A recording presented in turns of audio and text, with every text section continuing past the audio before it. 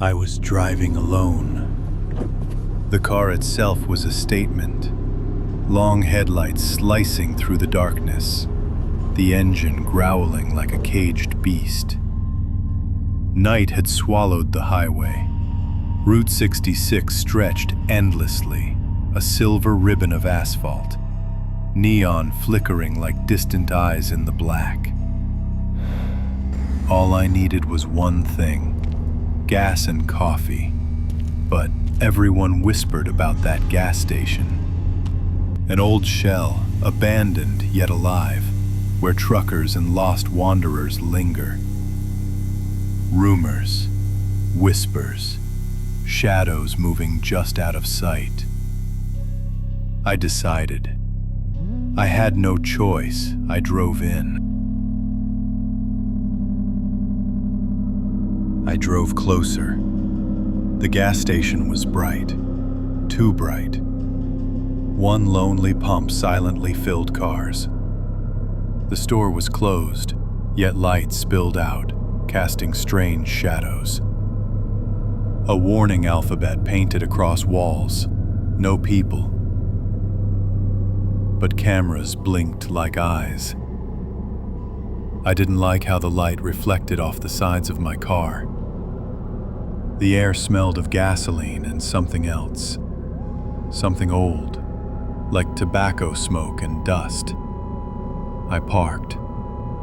I turned off the music. My heart raced, not from speed. Pump number 3 glowed a deep, ominous red. The display read 00.00. Yet the button blinked persistently, as if it had a life of its own, silently waiting for me. I stepped closer, my simplest prickling. Was it the wind, or a voice hiding in the shadows? Fill up, something metallic seemed to hiss, carried on the night air. I laughed nervously to myself. I wasn't superstitious, yet my stomach twisted. I inserted the nozzle into the tank, my hands trembling slightly. And then the pump's screen lit up, showing a name. My name. I hadn't touched anything. Nothing. The air grew heavier, thicker, and the shadows seemed to lean closer. The first rule: never pay cash after midnight.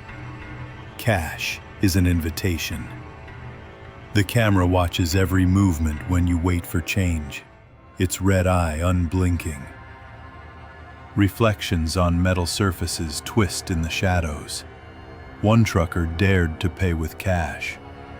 The clerk didn't answer. The next day, his truck was found, but only the bag remained on the seat, as if placed by invisible hands. The air smelled of gasoline and something cold, metallic. Shadows crept along the corners. The wind whispered through the pumps.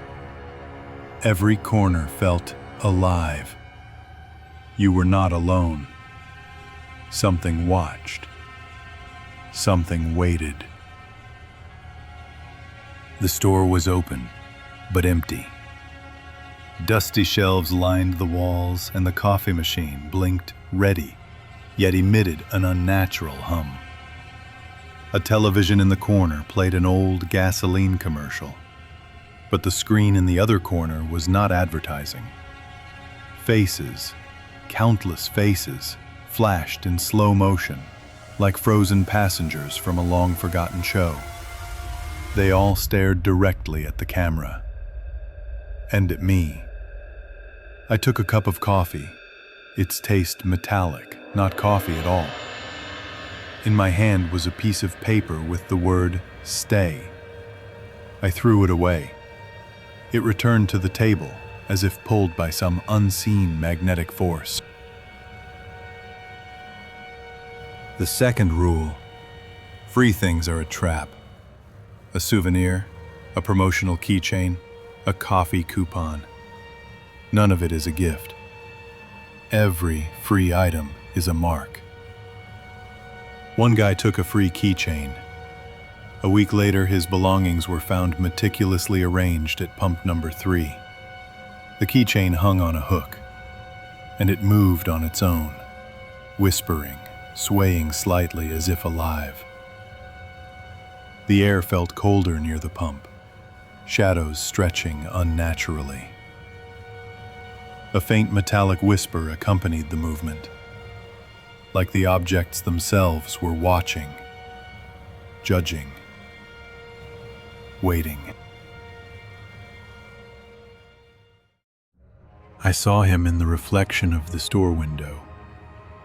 An old man in a worn-out jacket stood near the cracked wall. He didn't look like a local. His eyes were strange, foreign, yet eerily aware of the night itself. He spoke quietly. "Do not stay on the island." I asked, "What island?" He pointed toward the area with the pumps. "That's where they gather at night." And then he vanished, leaving only the cold, empty air behind. I realized you couldn't talk to him for hours. His words carried both warning and sorrow, a weight that pressed down on the night around me. Shadows seemed to lean closer, listening. I hear an engine, but someone drives without lights. The car stops at pump number 1. The doors open. No one is inside. The seat is warm. On the headrest, a handprint, fresh, as if someone just rose. I try not to think, but I feel breath behind me. Cold wind curls around my neck. A whisper slips through the grating, soft and metallic, brushing my ear. Shadows gather near the pump. Every instinct screams danger, yet nothing moves, at least nothing visible. The night seems to hold its breath, waiting. My phone rings. The number is unknown. From the pump, my name echoes, spoken like a sentence. "You chose to stop," the voice says. I glance over. Pump number 3 glows brighter than all the others, an unnatural red light cutting through the darkness. I sprint to my car and start the engine. On the back seat, someone is there. Wet uniform, a shadow. I keep glancing in the rearview mirror. No one. Only the hook on the seat, and a drop of gasoline, gleaming like an eye. The air feels heavy, thick with tension. Every instinct screams danger. The night seems to twist around me, the shadows moving closer, watching, waiting. I drove away.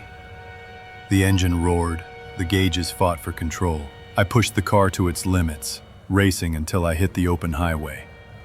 Through the rearview mirror, the gas station appeared like a flickering island in the darkness. On the Shell sign, the letters seemed to shift and twist, as if alive. I didn't stop until dawn, when all the signs became still and silent. In my hand, something I didn't remember taking. A keychain with the words, "We'll be waiting for you again." The morning light felt cold and judgmental, and I knew the night had not released me.